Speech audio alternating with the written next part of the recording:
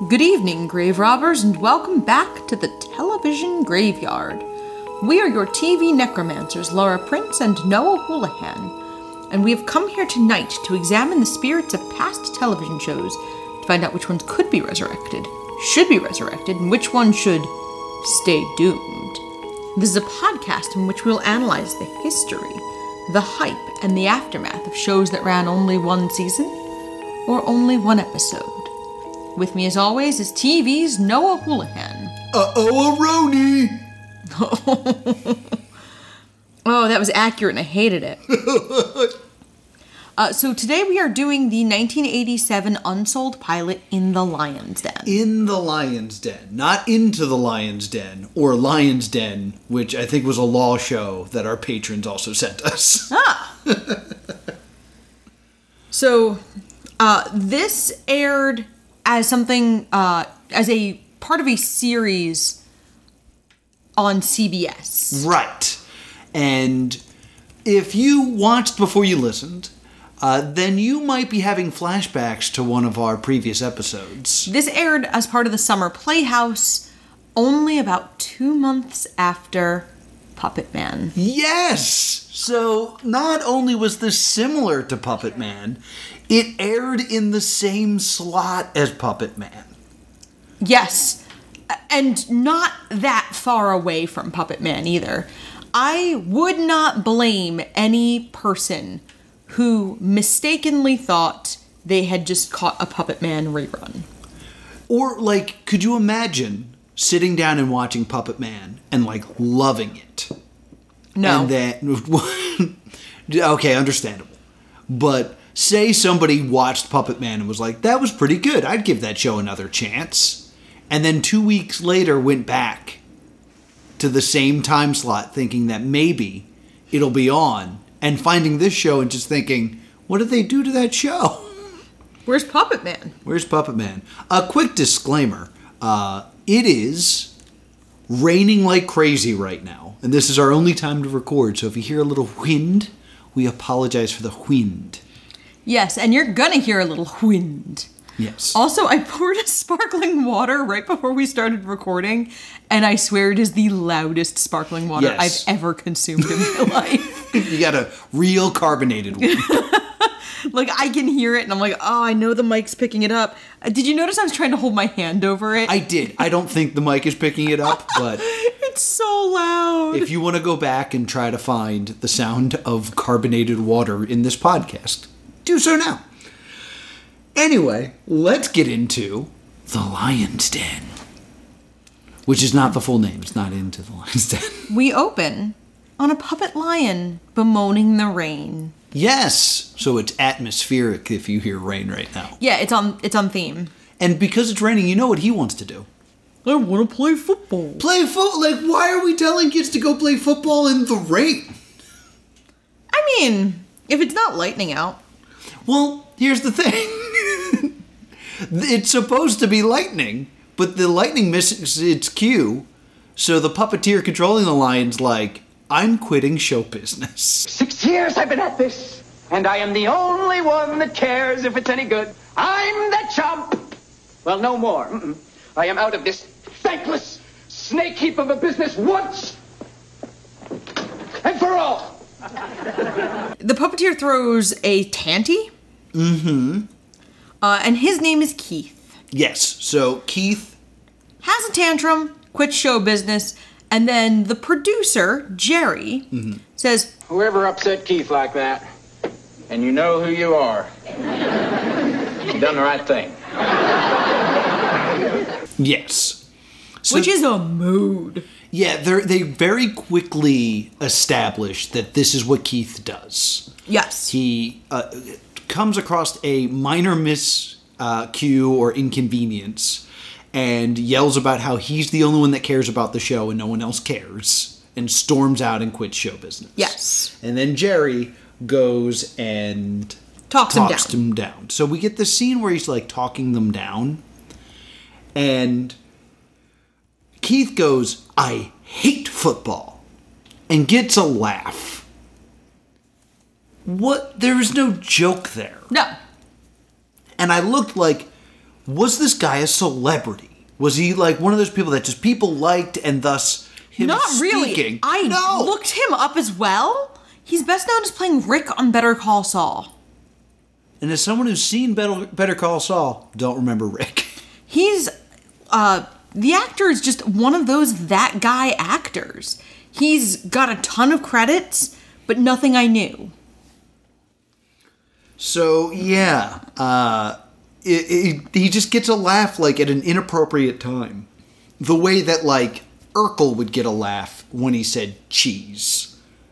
So, that kind of irked me. There's a point where the two of them are just kind of, like, almost, like... I was getting the Birdcage vibes.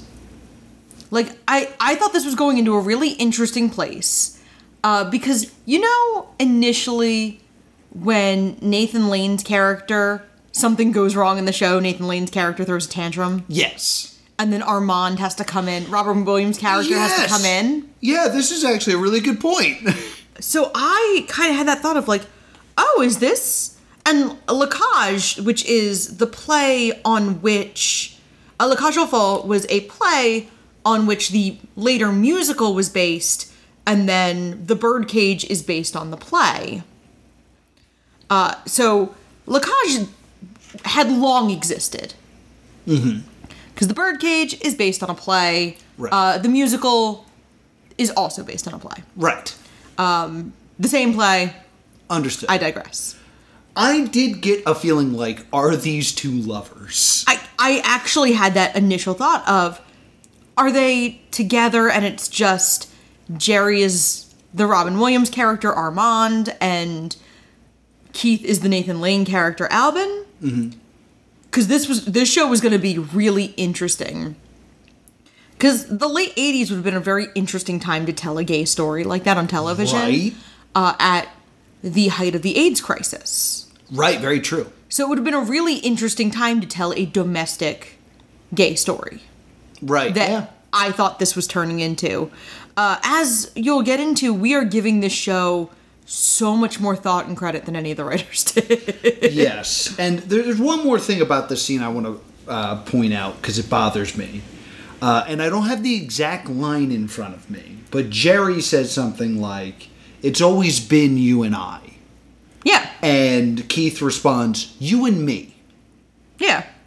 That's the important thing for you and I to remember. You and me. The three of us. I don't know which is correct in that sense. I was like, wait, no, I think it is you and I. I don't know who's right and who's wrong. And they are going to establish that Keith uses perfect grammar throughout. Yeah. But I also think the perfect grammar he's using is incorrect. We're going to circle back to this. I think it's always been you and me is correct. Because you wouldn't say it's always been I. Well, it's I is the subjective case, and me is the predicate case, or the objective case. So if it's after the verb, it's always been you and me. Yeah, because me, it's after being. So I guess Keith is correct in this case.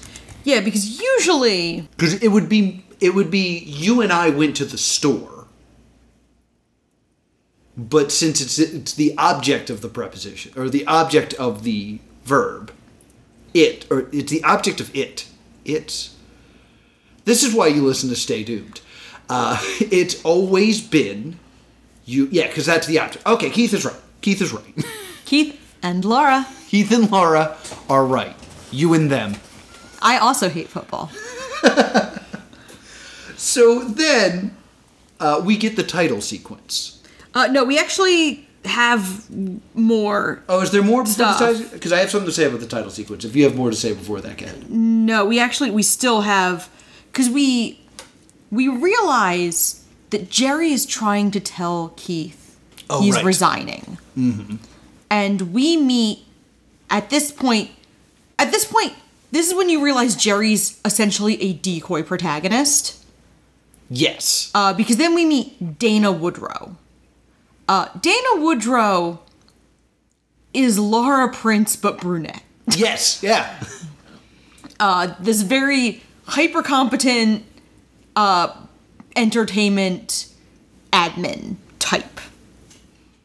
And so we meet Dana, and then we get to the weird opening credits. Yes. The weird opening credits, usually, because we've seen a lot of pilots at this point. Yes. Usually, the opening credits are scenes from the pilot reused to, like, introduce all the characters. We don't get this for Lion's Den. It's kind of just a camera moving through a television studio.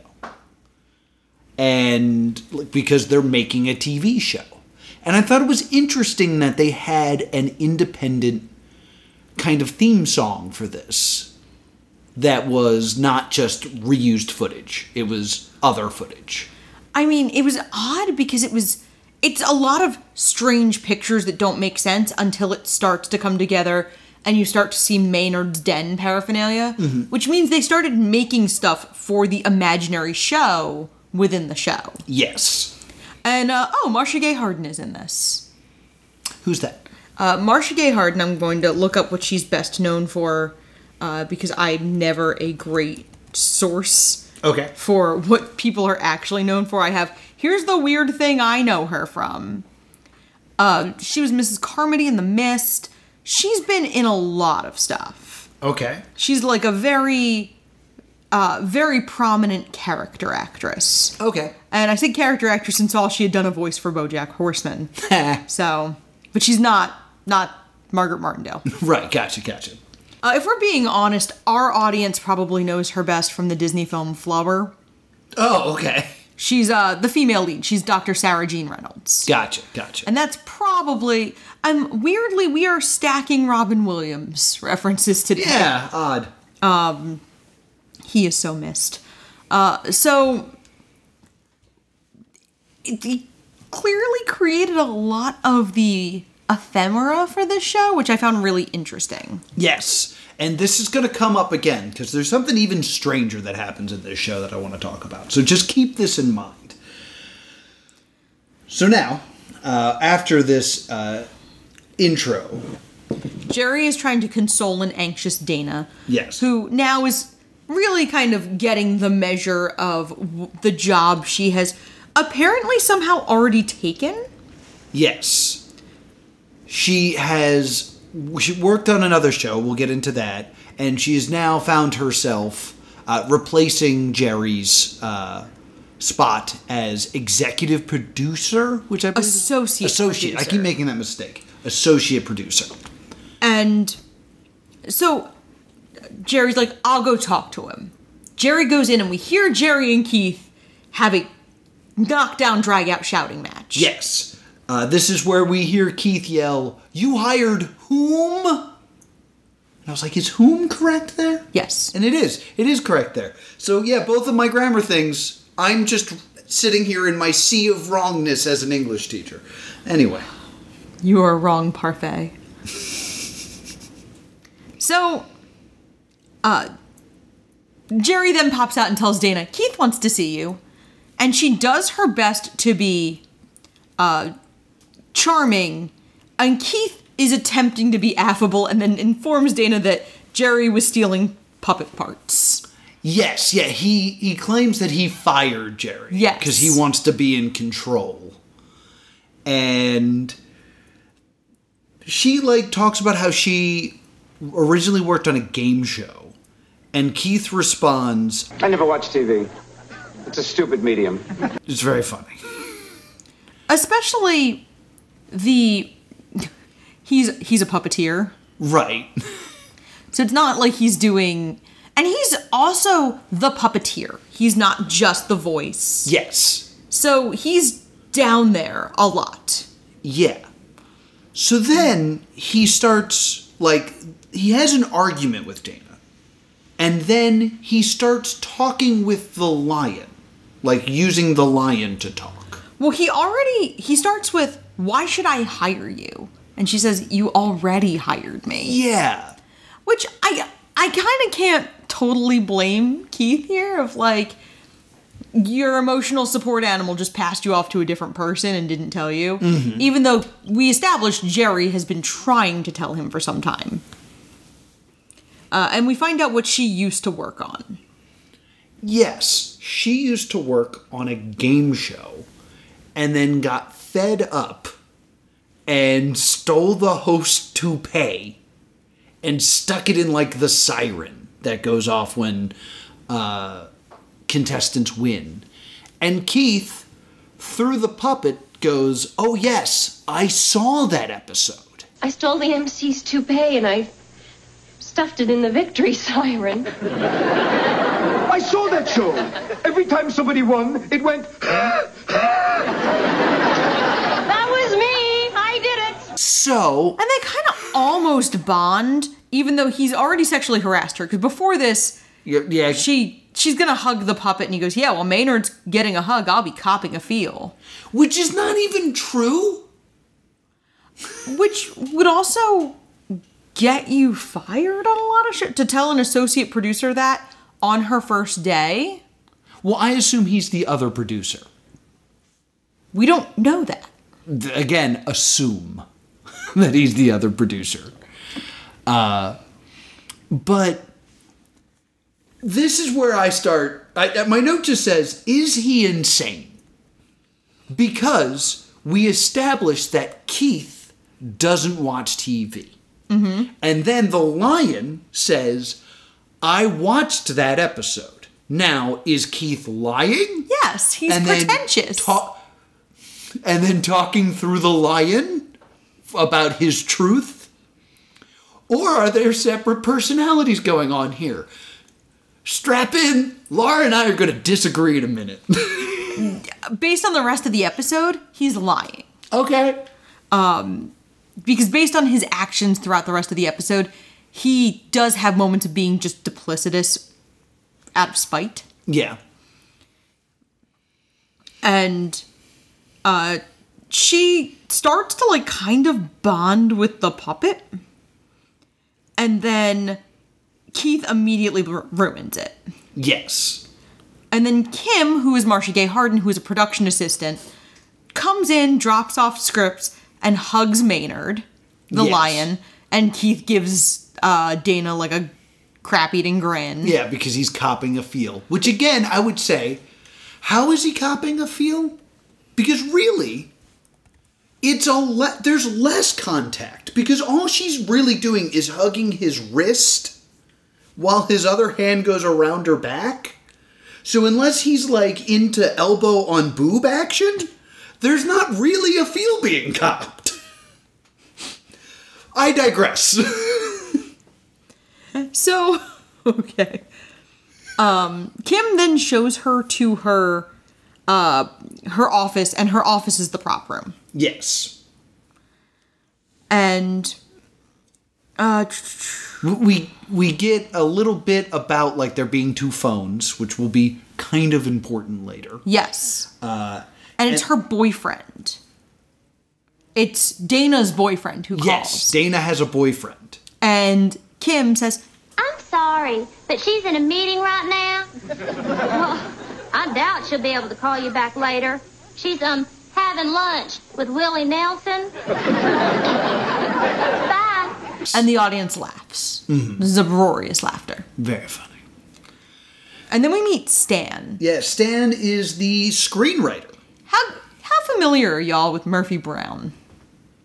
Is that who that is? Oh, I don't know if that's who that is. That's who he makes me think of. Oh, okay. I'm gonna find out now, though, because I don't know for sure that it's not. Okay. But we get a screenwriter while Laura's Googling. Big, like, Ted from Scrubs energy.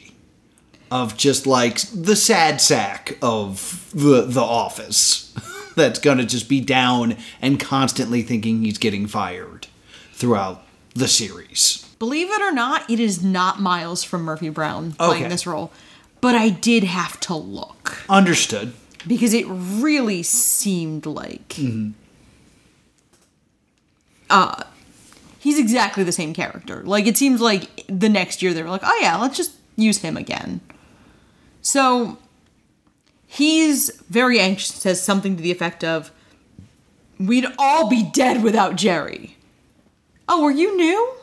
And Kim goes, she's taking over for Jerry. Oh, God. That was a good, establishment. Yeah, I thought they do an okay job with him. Mm-hmm. And then Keith comes in.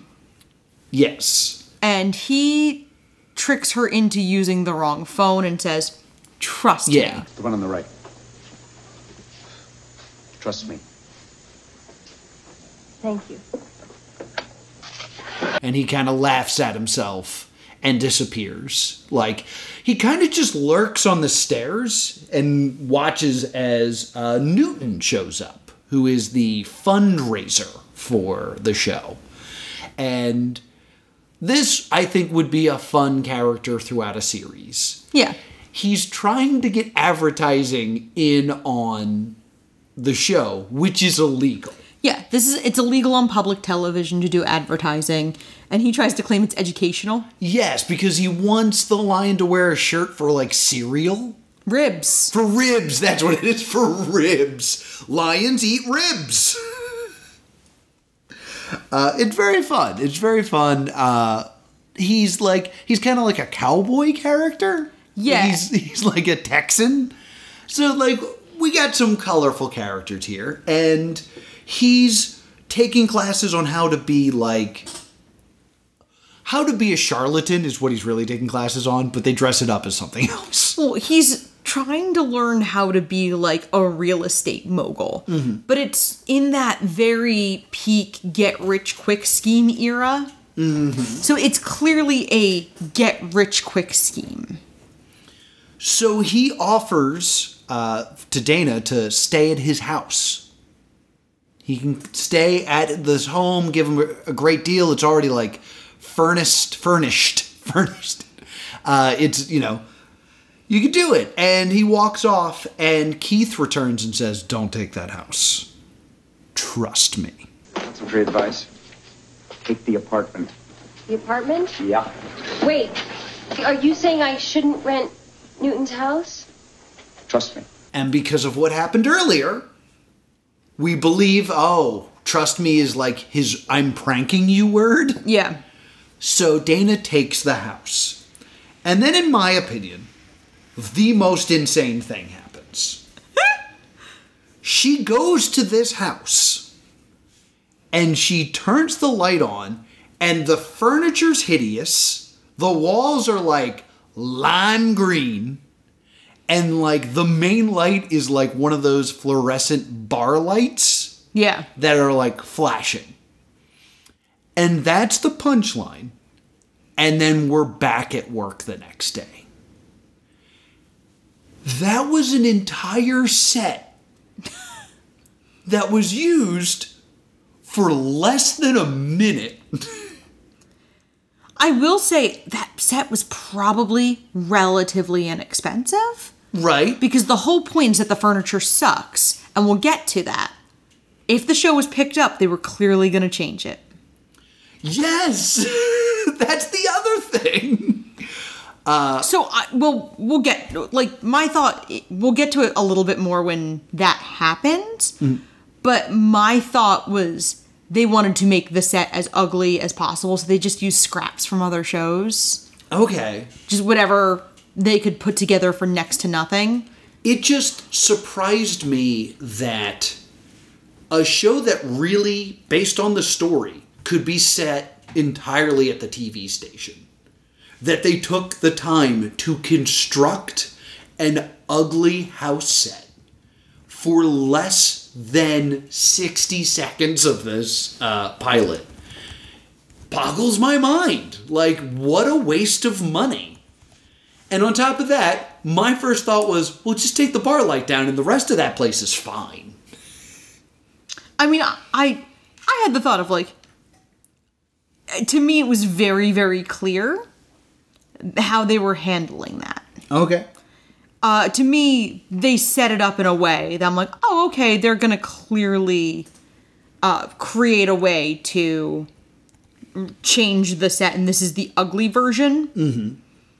So we then get to the next day, and she hates the house, and she confronts Newton about wanting her money back. Yes.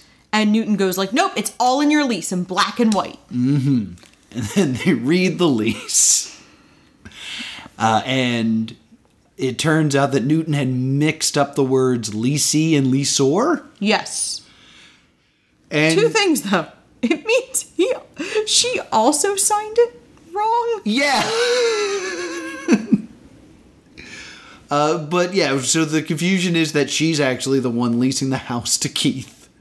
Or not to Keith, to Newton. And says, like, if you don't fix the furniture, I'm kicking you out of your house that I'm renting. Which is why I thought, like, oh, okay, I think that set was made of scraps. I think that set was made out of, what else is filming today? Can we just use, like, that couch and that bar light and that? I just, it felt more insane because to me that just means that we're never seeing that set again. Because when we go back, it's going to look entirely different. I think it was a borrowed set. Yeah, maybe it's a borrowed set and that's why they did it that way. Is because, like, we can't use this set again. So let's just say that next time if we ever have to go back to her home, it's entirely different. Yeah, I think it's a borrowed set that's dressed badly on purpose with the setup that it's all going to have to look different if the show gets picked up. I thought it was really brilliant, actually. I thought it was very clever. Well, I guess I'm just wrong again. And to whomever out there is enjoying my sea of wrongness, I'll just sit here and eat my wrong parfait.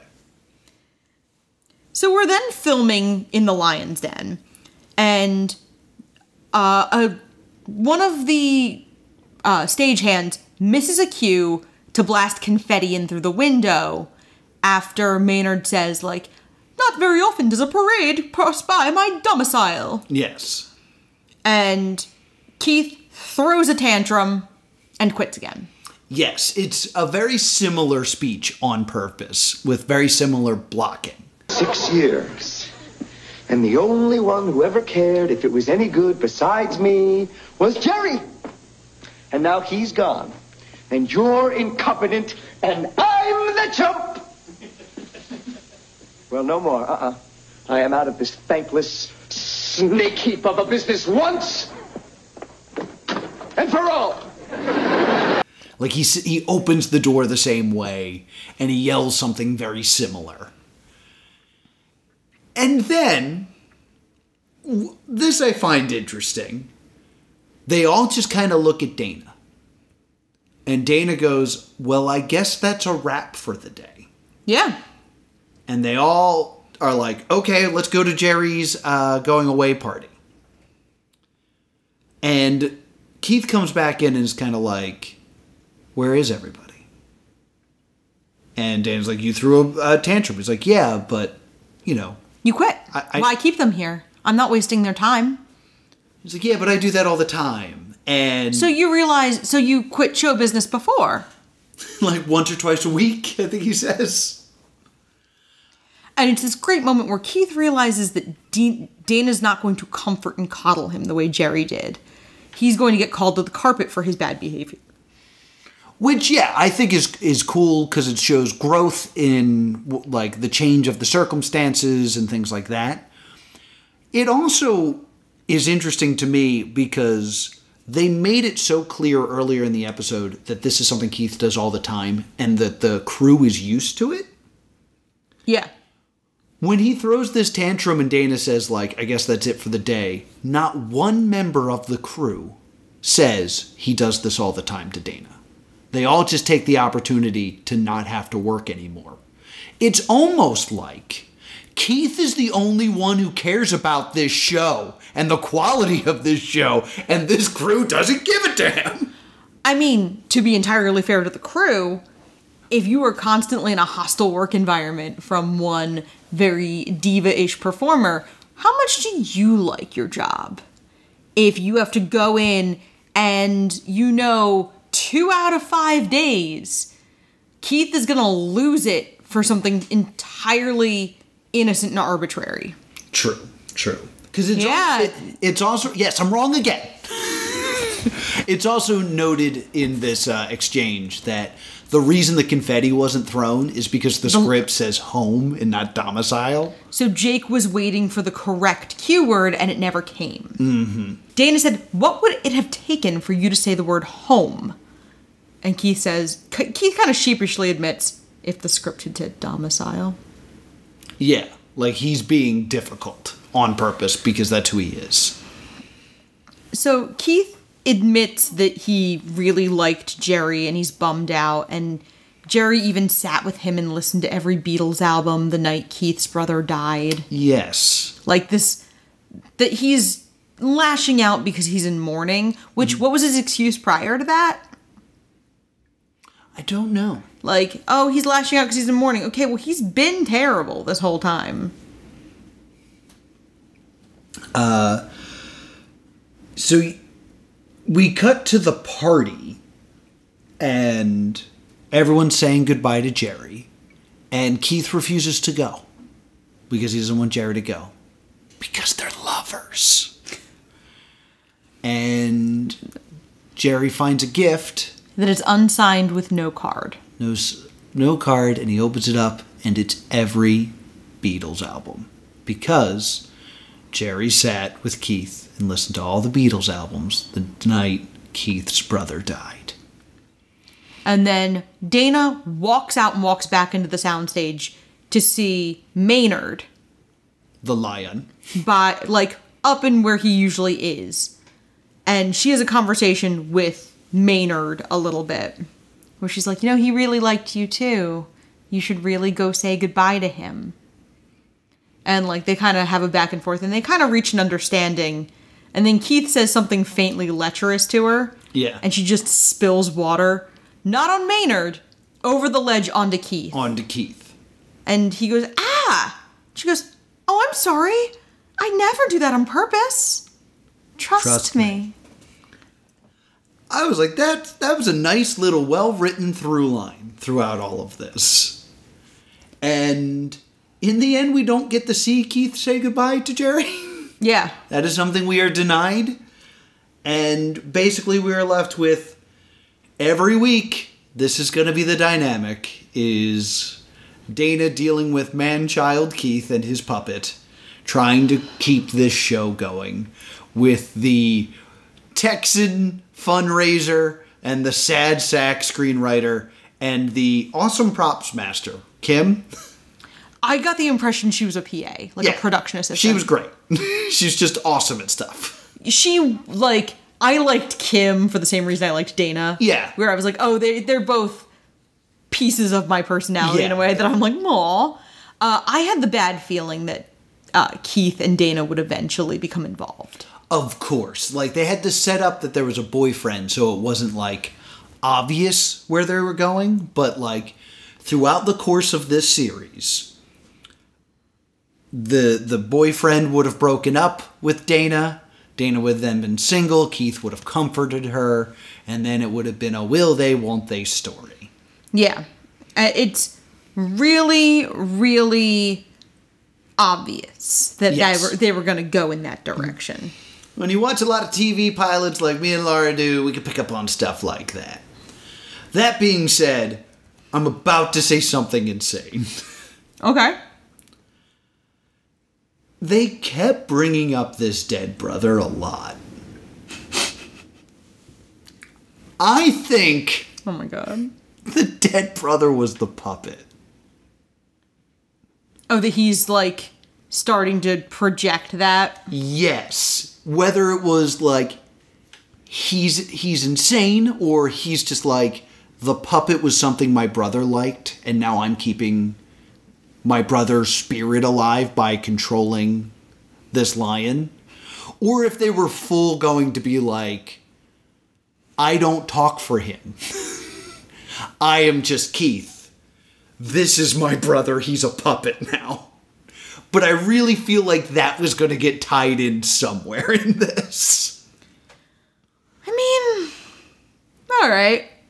That's unfortunately probably true. Because, a dead brother appearing in the pilot makes me think it's a through line. Because a dead brother is something you could pull out later in a series, being like, his brother's dead, and like that's why, like a reveal. But the fact that it's an important plot point in the pilot made me think, like, are they gonna pull some shenanigans if this show continued? I mean, I think that they're gonna use that as his excuse for a lot of his behavior. Like, it was going to become, oh, this is why he was like that, and then sort of that aspect of grief as a crutch and like as an excuse for why he's so terrible. Right. I don't like it. Yeah, I don't like it either, but I was like, that I could totally see that happening in a show like this. But that's the end of the episode. Do you have any thoughts or trivia you wanted to bring up about this? No, I thought it was so interesting that it was so similar in a lot of ways to Puppetman. Yes. Of someone connecting with a kind of stunted individual who can really only honestly communicate through a puppet. Mm-hmm. So I thought that was a really interesting thing for those to only air like 8 weeks apart. Yeah, so odd. I would say that I enjoyed Puppetman more than this one. I actually feel the opposite. I enjoyed the show more. I liked more people in this one. And I liked that he doesn't get away with being terrible. Like, Dana is not letting him be like this. This is very much... Puppetman kind of got away with being like this, and now it's like, oh, the kid's gonna develop a weird complex of... He's gonna think this puppet's his dad. Yeah. Like... Puppetman was a family sitcom with puppets. Almost more of like a dramedy. Oh, yeah, dramedy type thing. This is a workplace comedy with puppets. And they both are just about making a show, but Puppetman is more about the relationship of the show to children, rather than this, which is the conflicts arised in creating a show like this. I liked that this was the show within a show. I think that behind the scenes of a puppet show is just something people really like to delve into. Because rule of threes, death to Smoochie. Yes. Bringing up that like behind the scenes of a children's TV show. It's one of my favorite movies. And that's sort of what I was thinking about of the adult situations behind a child's TV show. Yeah. I liked this better than I liked Puppetman.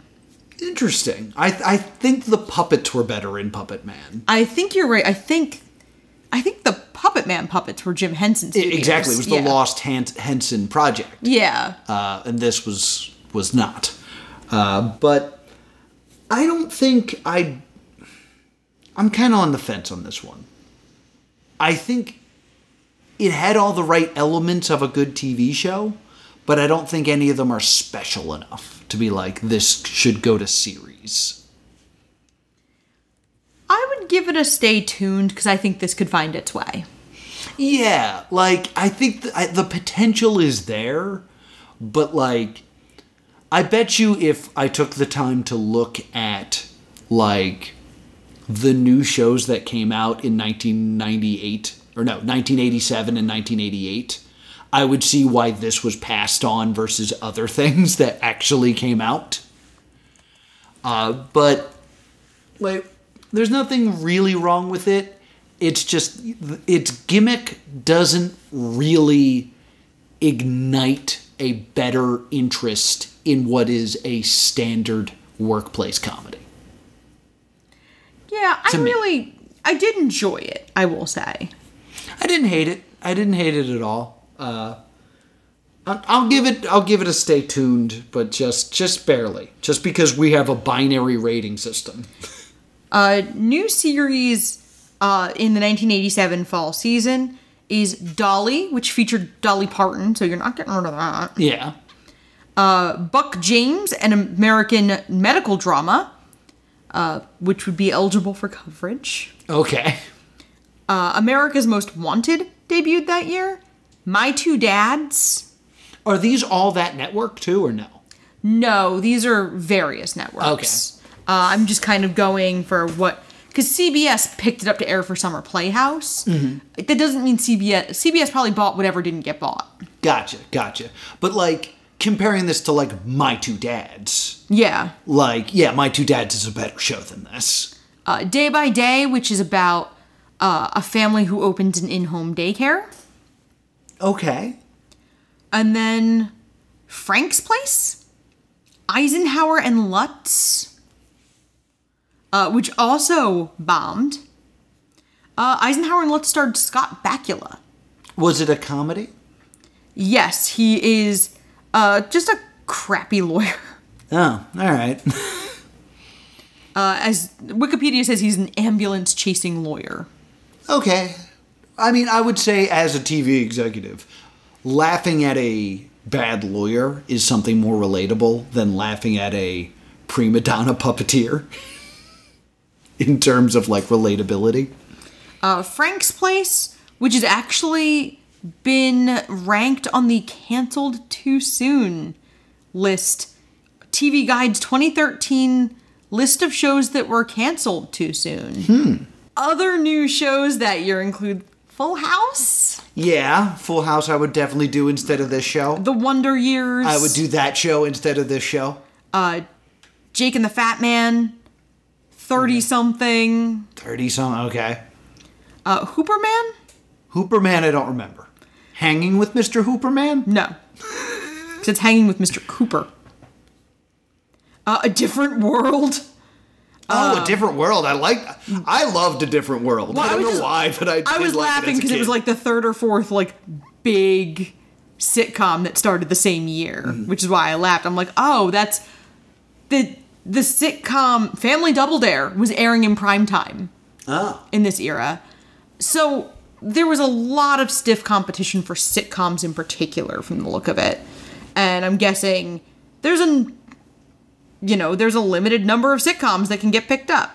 Yeah, like I was saying, like there's nothing inherently wrong about this, but I could see there being better pilots than this that got greenlit.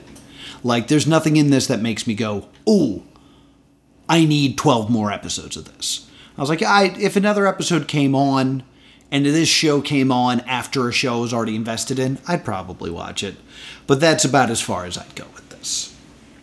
So I'm giving it a stay tuned, but again, just because we have a binary rating system. I'm giving it a stay tuned because this seems like a show that could have found its way without changing too much. I don't think it even needs to be the virtue of the game over rule. Right. I think this could have found its way. Yeah. Like, it's not so much about changing the show. It's just like, it needs to get going. Yeah. Is basically what we're saying. So that's going to do it for Lion's Den. Now, we got to have a little chat. People at home. Gentle listeners, grave robbers. Next week, this was episode 199. Oh my God. The Travis Pastrana episode. And that means that the next episode is supposed to be 200. And I was like, I know what we're supposed to do. We've been saying we're going to do the Cape. But we have MagFest coming up. So we'll do a On the Road, and then we'll do the Cape. And then I realized that MagFest is not this weekend, it's next weekend. And I was like, oh, everything's messed up. So with MagFest coming up, I don't know if we will successfully be able to do the Cape. The Cape's also going to be multiple parts. Yes. Surprise. So I'm going to let you know what might happen next week and leave you guys on the edge of your seats. Next week, maybe the Cape. Or we might do episode 200 as a full Stay Doomed retrospective. Yes. Where we look back at all of the events of Stay Doomed. We've done a few season where we look back. We do the post-mortems. But instead of doing a post-mortem, this would be a celebration of 200 episodes. And we'd look back on all of our work. There's also a chance that if we need to do something shorter due to time constraints with our upcoming tour, that's what I like to call them. that we might need to do something a little bit similar, or something smaller, rather. So we might do a little chat about MatPat. Yeah, I'm formally ending the I hate MatPat bit. Because I do respect MatPat. I think I've softened it a lot. Yes. Because I don't hate that person. I just really liked the bit of hating. It was a good bit. It was a good bit because I was impassioned about my love for MatPat. And it was a thing that people would talk to us when we were on tour. Yes. Like, people would want to talk to us about our conflicting feelings towards MatPat. But as we sit here to record this, maybe like 4 hours ago, MatPat announced his upcoming retirement from the Theorist channels. So we might just sit down and chat MatPat for a little bit. Chat MatPat. Chat MatPat. Either way, I think we're going to spend next week really discussing the nature of content and content creation in a lot of ways. And I'm looking forward to that. Yes. Whatever we decide to do next week, the week after, we'll be On the Road with Plus 2 Comedy because we have to go to MagFest. Come see us at MagFest. We'll be at MagFest. MagFest. Where can people find us besides MagFest? You can email us at thestaydoomedshow@gmail.com or on Facebook and Twitter at Stay Doomed. And you can also check out the Patreon, patreon.com/plus2comedy. And you can also check me out. I'm Plus2Comedy on X. Oh, usually you do the if you're gonna. Yeah, I didn't because it did the plug for the Patreon. If you want to talk to me about how that puppet was totally that guy's dead brother, I'm at TV's Noah on Instagram. If you want to laugh at the fact that Noah completely autopiloted into how he signs off his Twitch streams, and that's where he started to go in the, that's how he started to cut off his own sign-off, I'm at Priorities. Until next time, stay doomed. Boop!